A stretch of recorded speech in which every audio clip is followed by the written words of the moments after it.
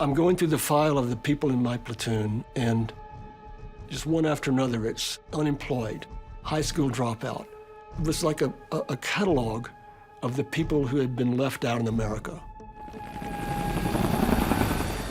About a half-century ago, during the Vietnam War, Saigon fell. Now, this new documentary on Apple TV Plus explores how Vietnam affected America through the eyes of the people who were there.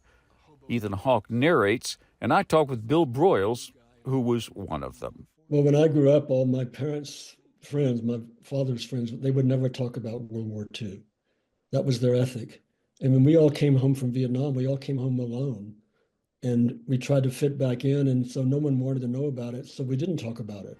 Part of the way to process these memories is to be with people who shared it and to talk. And I think that's one of the things, since they diagnosed PTSD after Vietnam, that we realized that these memories need to come out sometimes, like a piece of shrapnel.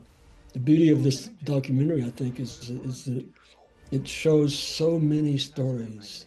This is the war about is how it's totally alive in the lives of all these people from America, Vietnam, everywhere that were touched by this when we were younger.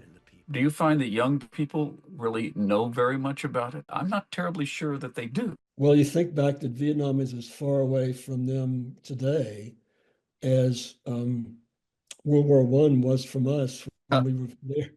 And Isn't that a scary thought? Yeah, I know, it's really strange. But the difference, I think, is that it's been so much in the media. It's a brilliant thing to bring it back into the public consciousness right now with all the wars going on in the world.